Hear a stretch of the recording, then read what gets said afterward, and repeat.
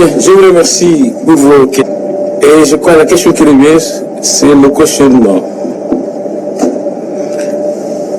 Est-ce que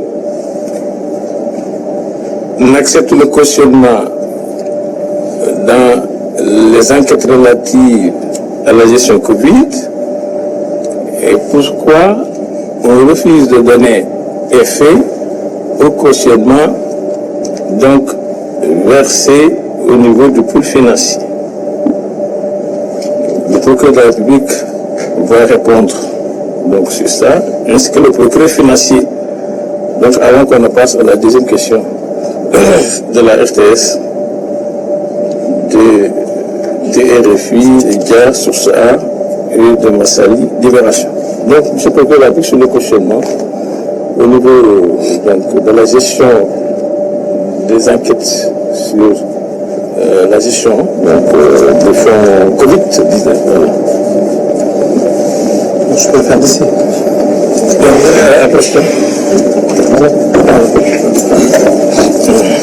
Je vous remercie, monsieur le procureur général. Je pense que je suis un peu... Pour revenir sur cette question, ça ne marche pas. Voilà, bonne école.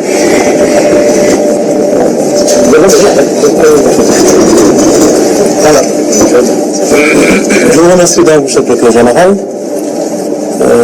Je pense être revenu un peu sur cette question du cautionnement, d'ailleurs très longuement, parce que s'il y a tout au long de ces 2 jours une technique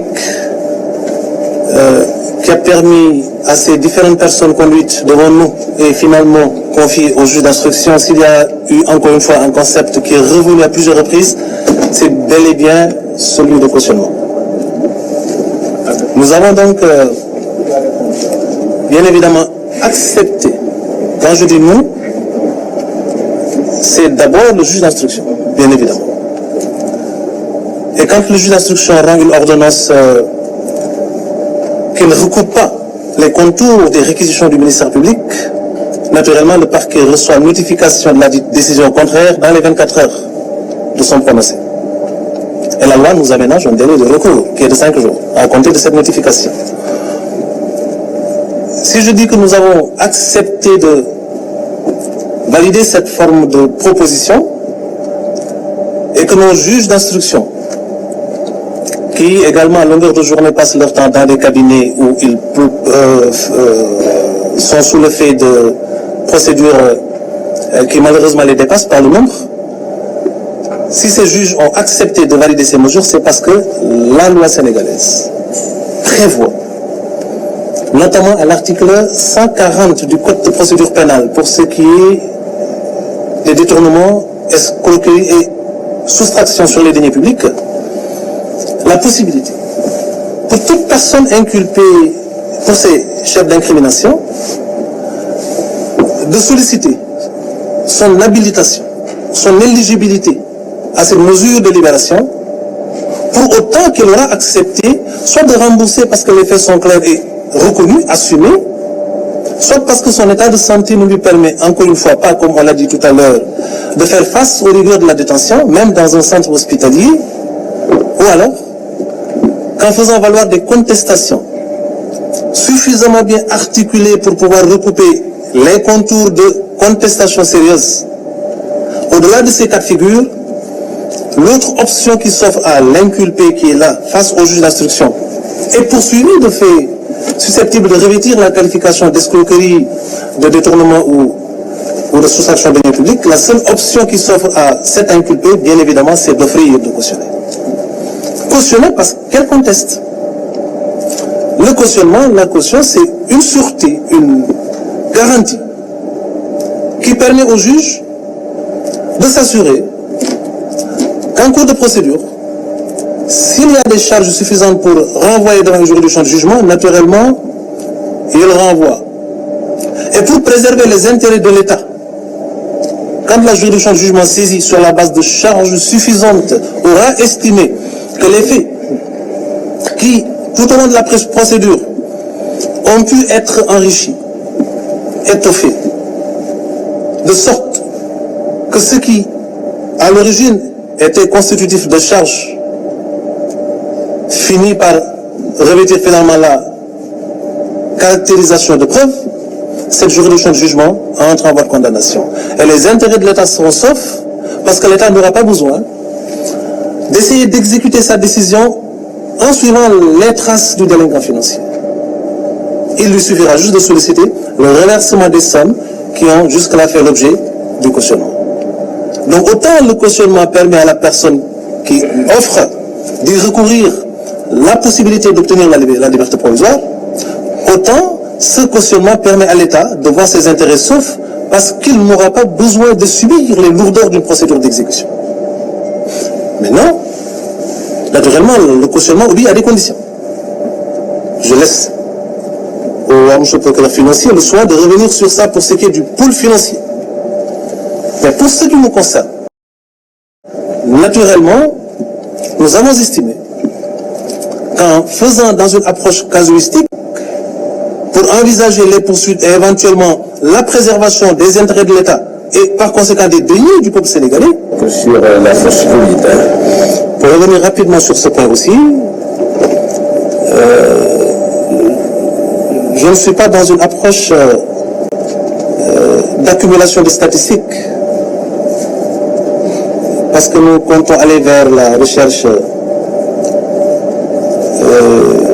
d'individus qu'on va traquer, prendre pour alimenter nos chiffres. Donc le nombre qu'on vous donne, c'est juste parce que ça correspond au nombre de personnes que nous avons, pour le moment, pu identifier, interpeller et bien évidemment confier au magistrat instructeur. Les 8 rapports, ou les 8 ministères, qui sont concernés par les rapports que nous avons reçus et dont nous avons donné la liste tout à l'heure, ces 8 ministères ont été le cadre d'exécution d'actes de prévarication. Vous savez, le parquet peut se permettre ça. On ne peut pas nous le reprocher, parce que le parquet est une autorité de poursuite qui a le droit de prendre parti et qui, dans la phase des poursuites, naturellement, dans une approche inquisitoriale, collecte le maximum d'éléments pour asseoir les charges qui lui permettent d'engager les poursuites utilement. Même si par ailleurs nous sommes tenus de respecter ce principe de la présomption d'innocence. Et nous l'observerons en tout temps, en tout lieu, en toutes circonstances. Mais d'ores et déjà, comme je vous l'ai dit, si nous avons estimé devoir ordonner l'arrestation, c'est parce que nous estimons qu'il a des charges. Et si nous avons estimé devoir requérir le mandat de dépôt, c'est parce qu'également nous avons estimé qu'il y a eu suffisamment de charges pouvant non seulement asseoir les poursuites, mais sous-tendre ces réquisitions fermes. Pour le moment, 27 personnes ont été conduites au parquet de Dakar et confiées aux différents juges d'instruction. Les dossiers sont confiés au premier, deuxième, troisième et cinquième cabinet d'instruction. Un dernier dossier est actuellement, ça concerne un ministère, en phase d'investigation, en phase d'exécution de nos instructions au niveau de la division des investigations criminelles. Nous le recevrons demain et on sera certainement à 28 personnes conduites au parquet pour le moment. Mais comme on vous l'a indiqué tout à l'heure, encore une fois, c'est une phase initiale de poursuite qui naturellement vont prendre d'autres développements dans le cadre d'une instruction qui donnera aux juges d'instruction l'occasion de décerner toutes les réquisitions possibles, de recourir à toutes les techniques d'investigation aussi bien classiques que spéciales possibles pour aller dans la phase de l'approfondissement, mais aussi et surtout dans la phase d'une enquête qui lui permettra d'identifier les supposés délinquants, mais aussi d'identifier leur patrimoine. Donc l'enquête est en cours encore une fois. 28 sont là. Elles ont été inculpées. La plupart d'entre elles ont été libérées, je l'ai dit tout à l'heure, parce que l'effet majeur, l'effet principal du cautionnement, même si la libération n'est pas de droit, c'est qu'elle habilite, ce cautionnement-là, la personne qui l'offre ou qui le propose au statut de quelqu'un qui peut estimer pouvoir obtenir la liberté provisoire. Et dans la plupart des cas, pour ne pas dire dans tous les cas, le juge qui valide la demande d'offre de cautionnement accorde la liberté provisoire. Ces personnes sont pour l'essentiel libres pour avoir cautionné Et nous continuons cette phase de recouvrement des budgets de l'État.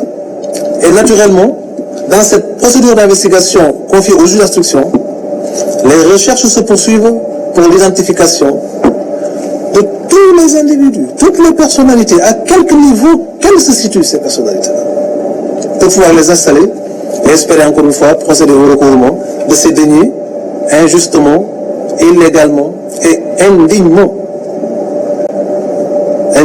spoliés au peuple sénégalais. J'espère avoir répondu. Le parquet étant eux et indivisible, travaille en équipe dans toutes les procédures qui vous ont été relatées. Les rapports Covid, et c'est ce travail d'exploitation qui a permis au procureur d'aller vite lorsqu'il a reçu les rapports il y a une semaine. Donc sur ce point, je tenais à le préciser, que le parquet travaille en équipe, du parquet général jusqu'au parquet du ressort. Pour revenir à la question des ministres impliqués dans cette gestion Covid, naturellement, je ne pourrais pas vous donner l'identité de ces ministres. Le temps venu, vous serez informés par la procédure qui sera discutée au niveau de l'Assemblée nationale. Parce que les résolutions de mise en accusation seront débattues au sein du temple et vous saurez exactement quelle est l'identité de ces 5 ministres. Et je vous dirai que la liste n'est pas exhaustive, que le travail d'exploitation continue et que dans quelques jours, dans quelques semaines, on pourra donc vous donner le nom d'autres ministres qui vont comparaître à l'Assemblée nationale avec la résolution de mise en accusation. Comme je vous l'ai indiqué, c'est une procédure vraiment qui est exceptionnelle, c'est la Haute Cour de justice, dont le fonctionnement et l'organisation est réglé par une loi organique. Tous les ministres qui ont agi et commis dans l'exercice de leur fonction des infractions sont justiciables de cette Haute Cour de justice. Et cette Haute Cour de justice a une commission d'instruction, donc qui instruit les faits et qui inculpe aux besoins et qui renvoie devant la Haute Cour de justice qui est présidée par le premier président de la Cour suprême avec donc comme assesseur 8 députés, comme vous le savez. Donc une fois la résolution adoptée, cette résolution est donc communiquée donc, au procureur général après la Cour suprême qui assure le ministère public au niveau de la commission d'instruction et au niveau de la Haute Cour de justice.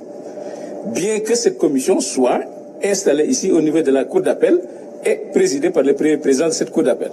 Mais le parquet de cette Haute Cour de justice, de cette commission d'instruction, est donc géré par le procureur général près la Cour suprême.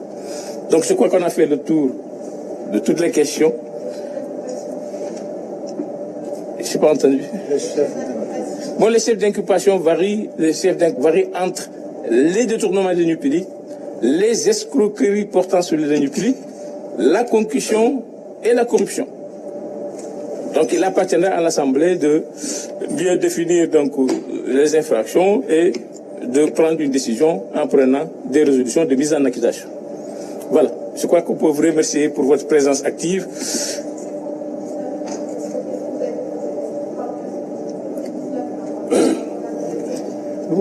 Voilà, il y a une journaliste internationale qui est en train de... Oui, c'est relatif à la gestion du Covid-19. Parce que le rapport de la Cour des comptes relatif à la gestion du budget 2019-2024 vient d'arriver chez le procureur financier qui a instruit la division des investigations criminelles pour enquêter sur ces faits-là. Donc, avec l'évolution du dossier, vous serez donc informé de ce qui se passe. Donc, la transparence va régner. Personne ne va avancer des avis inexacts ou bien faire des manipulations de l'information. On est là pour vous donner la bonne information, pour que vous puissiez comprendre que le parquet, dans sa globalité, travaille donc à la transparence et vous mettra au courant de toutes les procédures, en respectant bien entendu la présomption d'innocence et les droits de la défense. Sur ce, je vous remercie.